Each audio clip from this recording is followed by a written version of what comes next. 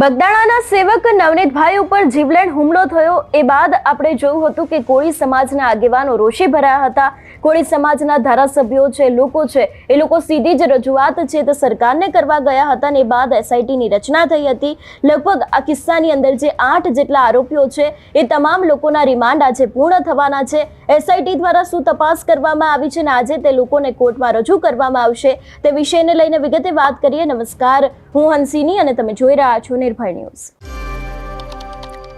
બગદાણાના સેવક નવનીતભાઈ ઉપર જીવલેણ હુમલો થયો અને આ હુમલા પાછળ નવનીતભાઈ દ્વારા એવા આરોપ મૂકવામાં આવ્યા છે કે આ હુમલો માયાભાઈ આહિરના પુત્ર જયરાજ આહિર દ્વારા કરાવવામાં આવ્યો છે. એ પછી આપણે જોયું હતું કે ક્યાંક કોળી સમાજના જેટલા પણ આગેવાનો છે, ધારાસભ્યો છે, સાંસદ છે, એ દરેક લોકોની અંદર રોષ જોવા મળ્યો હતો ને સીધી જ રજૂઆત કરવા માટે એ લોકો સરકાર પાસે ગયા હતા અને સરકાર દ્વારા એક એસઆઈટીની રચના કરવામાં આવી. એસઆઈટી દ્વારા આ આરોપીઓને લઈને રિમાન્ડ માંગવામાં આવ્યા હતા, પરંતુ આ રિમાન્ડ આજે પૂર્ણ થવાના છે અને હવે ફરી એક વખત આરોપીઓ છે એ લોકોને કોર્ટમાં રજૂ કરવામાં આવશે. એસઆઈટી દ્વારા અત્યાર સુધી શું તપાસ કરવામાં આવી છે, જો એના વિશેની વાત કરવામાં આવે તો નવનીતભાઈ દ્વારા સીધા આરોપો છે જે જયરાજ આહિર ઉપર મૂકવામાં આવ્યા છે.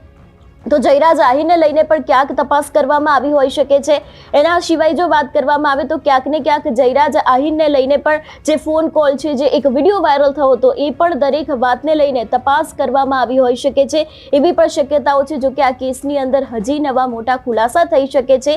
જો વાત કરવામાં આવે આ વિષયને લઈને વધુમાં તો ક્યાંક પોલીસ દ્વારા પહેલા કહેવામાં આવ્યું હતું કે જે બગદાણાના સેવક નવનીતભાઈ જેમના પર આ હુમલો થયો છે એ દારૂની બાતમી છે એ પણ પોલીસને આપતા હતા. એના કારણે પણ બુટલેગરો દ્વારા તેમના પર હુમલો કરવામાં આવ્યો હોઈ શકે છે.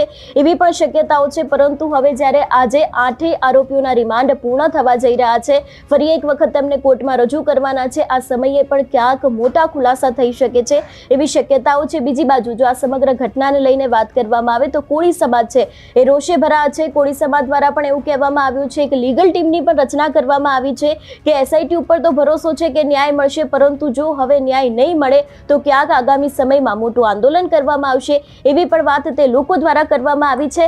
એસઆઈટી તપાસ જે છેલ્લા ઘણા સમયથી ચાલી રહી છે એની અંદર મુખ્ય આરોપી જયરાજ આહિરનું જે નામ છે તે નવનીતભાઈ દ્વારા બોલવામાં આવી રહ્યું છે. સીધા આક્ષેપ તેમના ઉપર પણ મૂકવામાં આવ્યા છે.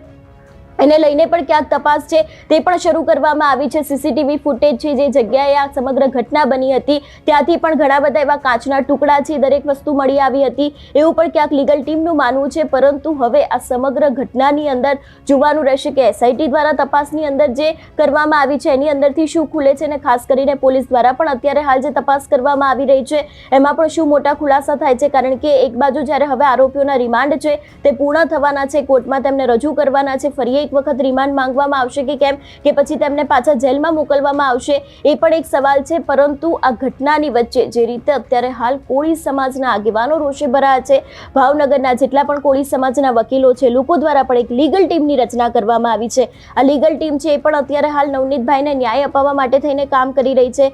ઘટના સ્થળે પણ થોડા સમય અગાઉ એ લોકો મુલાકાત કરવા પહોંચ્યા હતા. ત્યાં જેટલી પણ વસ્તુઓ પડી હતી એને લઈને પણ ક્યાંક ને ક્યાંક તે લોકો દ્વારા વાત કરવામાં આવી છે કે કેવી રીતે માર મારવામાં આવ્યો છે, ક્યાં માર મારવામાં આવ્યો હતો. અને જે વિડીયોને લઈને વાત કરવામાં આવી છે કે જે સમયે નવનીતભાઈને માર મારવામાં આવ્યો હતો એ સમયે કોઈક વ્યક્તિને વિડીયો કોલ કરવામાં આવ્યો હતો અને બતાવવામાં આવ્યું છે કે અમે લોકોએ નવનીતભાઈને માર્યો છે.